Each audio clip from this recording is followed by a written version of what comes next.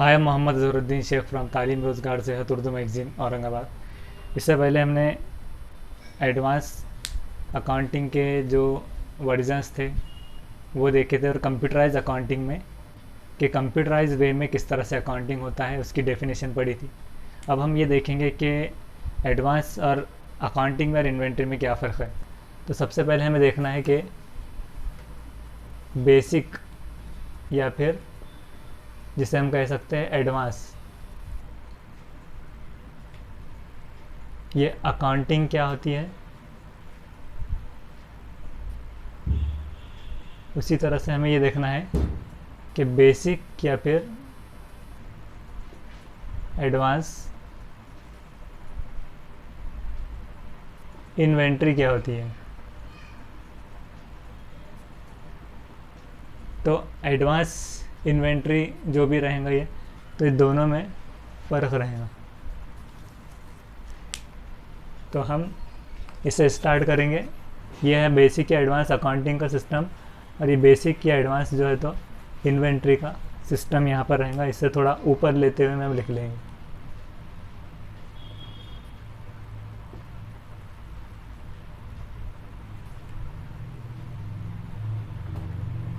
Inventory, तो inventory जब भी आता है टर्म,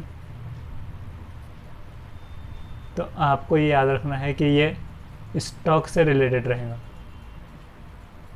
ये रहेगा रिलेटेड स्टॉक से। और अकाउंटिंग मतलब सिर्फ recording of transactions.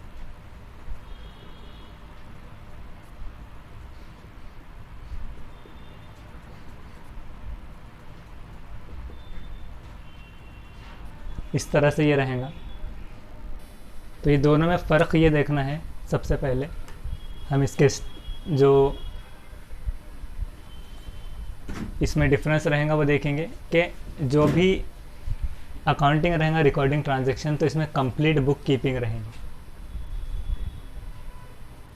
Complete book keeping,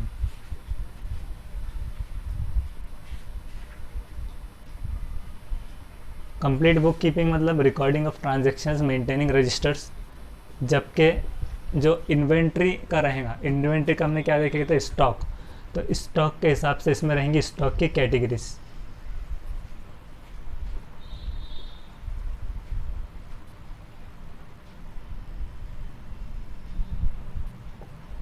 तो स्टॉक के जो कैटेगरीज रहेंगी उसमें ये रहेगा डिफरेंस।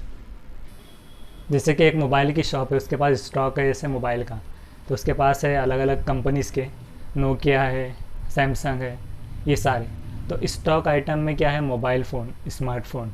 और उसके बाद जो स्टॉक के ग्रुप्स जो बने हुए हैं वो है यानी कि नोकिया का। उसी तरह से जो भी रहेंगे रिलायंस का है और सैमसंग का है। इस तरह से जो जो उसके कैटेगरीज रहेंगे, तो वो कैटेगरीज के ज़रिए में कैटेगराइज किया हुआ रहेगा स्टॉक। और जबकि बुक कीपिंग यानी किसी के पास जैसे कि सिर्फ फर्नीचर है या सिर्फ गुड्स है जिस पर सामान जिस पर डील होगी, तो उसका सिर्फ रिकॉर्ड रखना कि क्या क्या कितना है। और स्टॉक आइटम में ये रहेगा जो स्टॉक अवेलेबिलिटी रहेंगी। स्टॉक यानी क्या रहेगा कि अनसोल्ड गुड्स, ऐसा सामान जो अभी बिका नहीं, वो अभी रह गया है। जैसे कि 100 था स्टॉक, अब 50 हो गया, तो अभी अनसोल्ड बाइंग के साथ जो है, जो अभी बिक नहीं पाया, तो वो रहेगा स्टॉक की कैटेगरी में। जबकि अकाउंटिंग में ये रहेगा कि बुक कीपिंग का मेथड रहेगा। उसी तरह से सेकंड हम लेंगे। सेकंड में हम ये देखेंगे कि बुक्स, रजिस्टर और स्टेटमेंट्स ऑफ अकाउंट इसके अंदर रहेंगे। यानी बुक्स रहेंगे अलग अलग, जैसे कि डे बुक, बुक्स, रजिस्टर्स।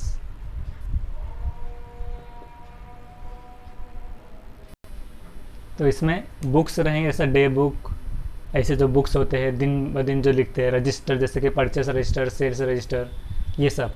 और and statements of accounts, and statements of accounts, ये रहेंगे। उसी तरह से इसमें जो कैटेगरी रहेंगी, तो इसमें क्या रहेगा कि जैसे कि अब स्टॉक है, तो स्टॉक का जो stock query by stock group या फिर स्टॉक कैटेगरीज के हिसाब से स्टॉक की क्वेरी, यानी कि जानना उसे कि माल अवेलेबल है या नहीं। Stock query by stock group, या तो स्टॉक के ग्रुप के हिसाब से कि नोकिया में कितने पीस है या सैमसंग में कितने पीस है, या फिर स्टॉक आइटम, या फिर वो मॉडल नंबर डालना कि रियलमी अगर है, रेडमी अगर है तो उसका रेडमी 8 अवेलेबल है या नहीं। तो एग्जैक्टली वो आइटम को सर्च करना कितने हैं, या फिर उसके ग्रुप के हिसाब से उसकी कैटेगरीज को देखना, ये उसका डिफरेंस रहेगा। उसी तरह से बेसिक या एडवांस अकाउंटिंग का ये डिफरेंस रहेगा कि इसके अंदर अकाउंट जो जनरल जो लेजर्स रहेंगे, यानी खाते, जनरल लेजर्स इसमें बनेंगे। मिसाल के तौर पे लेजर यानी कि क्या होते हैं, खाते, अकाउंट्स यानी कि किसी के नाम का खाता, यानी कि किसी का भी XYZ पर्सन का नाम का खाता, या फिर फर्नीचर अकाउंट। तो ये सब अलग अलग जिसको नाम और टर्म देकर अकाउंट्स बनाए जाते हैं वो होते हैं लेजर्स। तो इसमें लेजर्स मेंटेन होंगे, जबकि इसके अंदर मेंटेन, जैसे कि अभी स्टॉक है तो मल्टीपल गोडाउंस मेंटेन होंगे। ज़्यादातर इन्वेंट्री जो मैन्युफैक्चरिंग है उसके लिए भी इस्तेमाल होता है मल्टीपल गोडाउंस, यानी कि अलग अलग जो मल्टीपल गोडाउंस रहेंगे वो।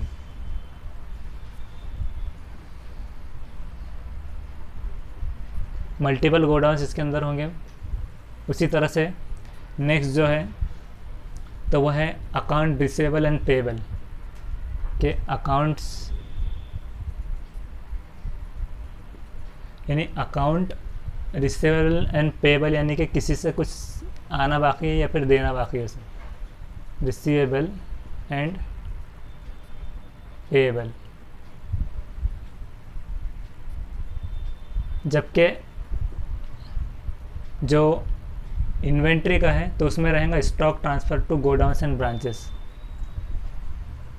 Stock transfer to godown and branches. उसी तरह से इसका फिफ्थ पॉइंट ये है कि इसमें फ्लेक्सिबल न्यूमरिक, फ्लेक्सिबल यानी कि आसानी से फ्लेक्सिबल वाउचर न्यूमरिक के नंबर में वाउचर रहेंगे, वाउचर न्यूमरिक डिजिट्स में ये होगा। जबकि इसमें जैसे कि आप गोडाउंस की और उसकी बात कर रहे हैं तो मल्टीपल स्टॉक वैल्यूएशन मेथड्स रहेंगे।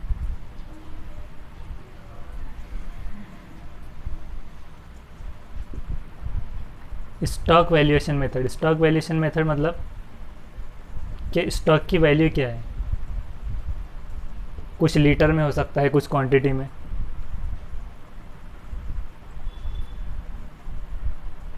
स्टॉक का वैल्यूएशन मेथड्स ये रहेगा।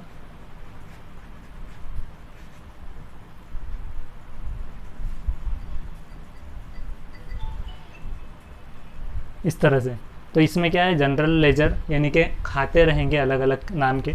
इसमें मल्टीपल गोडाउन, के गोडाउन नंबर 1 इधर शाहगंज का, रोशन गेट का, हैदराबाद का, मुंबई का, दिल्ली का, ये गोडाउंस आपके मैन्युफैक्चरिंग के लिए ज़्यादातर ये यूज़ होगा। और अकाउंटिंग सिंपली हिसाब किताब रखने। अकाउंट रिसीवेबल एंड पेएबल यानी कि कुछ जो आना बाकी है और जो देना बाकी है। Stock transfer to godown and branches, कि जो माल बना लिया आपने वो आपके कौन कौन से गोडाउंस में गया, कौन सी ब्रांच तक पहुंचा, उसकी डिटेल इसके अंदर। फ्लेक्सिबल वाउचर न्यूमरिक यानी कि वाउचर की न्यूमरिक वैल्यूज़ रहेंगी ज़्यादातर डिजिट्स में। इसमें मल्टीपल स्टॉक वैल्यूएशन मेथड के अलग अलग वैल्यूएशन के मेथड, किसी का यानी कि कुछ और वैल्यू है तो वैल्यूज़ अलग अलग रहेंगी। उसके इनपुट कुछ लीटर में रहेंगी, कुछ क्वांटिटी में रहेंगी, तो अलग अलग उसको आप नंबर ऑफ़ पीसेस ये सारा दे सकते हैं। तो ये दोनों में डिफरेंस है। इसके बाद भी है तो इसे हम अगली वीडियो में कवर करेंगे। Thank you very much.